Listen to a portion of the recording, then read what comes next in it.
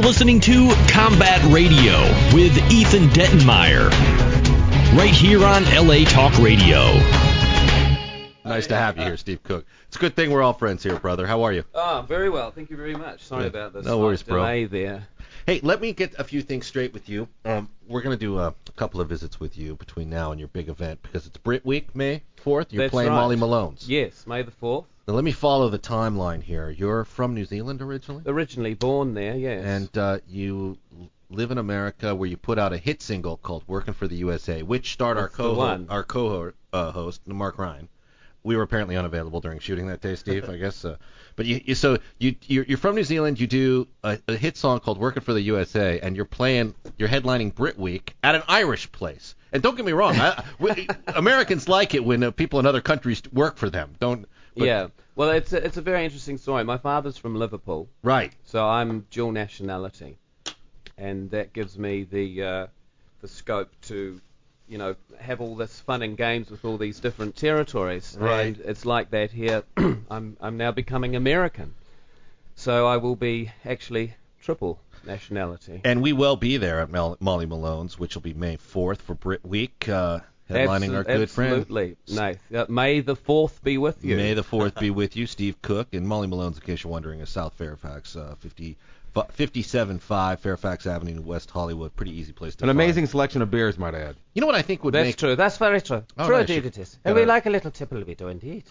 Now, in order to make it an official British week here in America, how would you feel if we all dressed up as Native Americans and slammed a bunch of boxes of tea off the stage? Did a Boston Tea Party reenactment? That'd be great. I'm sure we can incorporate that into the act. No trouble. Why Brit Week? This is a big deal. It is, actually. It was founded by Nigel Lithgow about 5 years ago with the then consulate, Bob Pearce. Yeah. And Bob and Sharon are still a huge part of all of this. They're organising it, and Nigel will appear, and there's a lot of amazing, incredible people involved. So I'm some of the... Give us a few of the secrets, blood. Cooke. What's some of the excitement people can... Well, we're having a great lineup. We're blessed to have Steve Ferrone come and Right. join us on the drum kit, and he's played with Eric Clapton, and he's currently touring with Tom Petty. And I've made a video with Steve. You may recall the track Radio. And was that the one I was on the set for?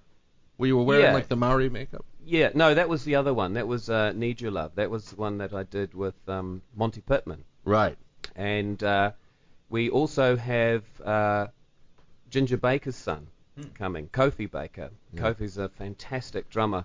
And there's a movie about his dad out right at the moment called Be Aware of Mr. Baker. Yeah, no, I've heard about it. Have you seen it yet? I haven't seen it, no, but I've seen bits and pieces of it and parts when Kofi's talking. It's hilarious. So, It's got fantastic reviews too, that movie. Yeah, it's amazing. I mean, Kofi is definitely a chip off the old block. He plays just like his dad. Are you going to do what Iron Maiden does sometimes, where you're going to have both Baker and Ferrone on stage drumming?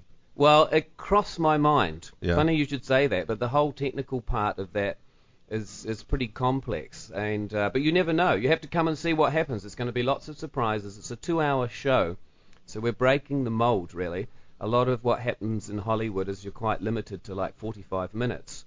So the dress rehearsal, if you like, is on April the 4th at Genghis Cohen. Nice. And that's, again, a 2-hour show.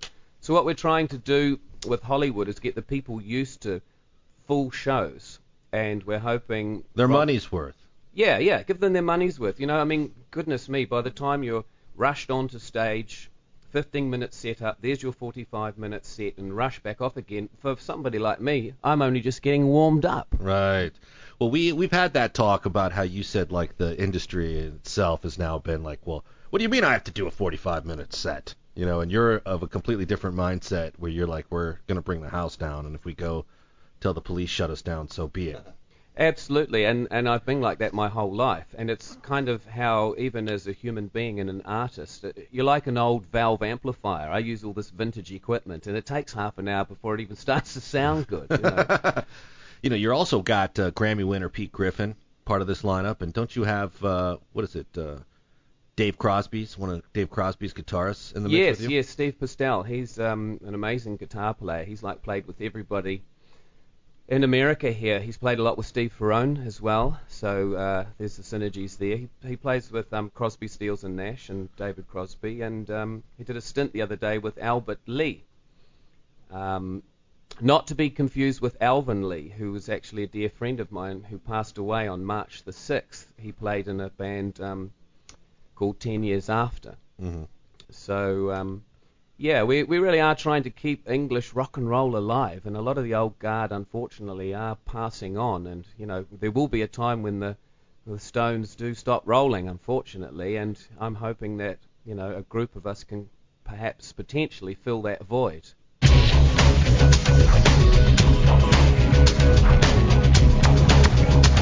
You're listening to Combat Radio with Ethan Dettenmeyer, right here on LA Talk Radio.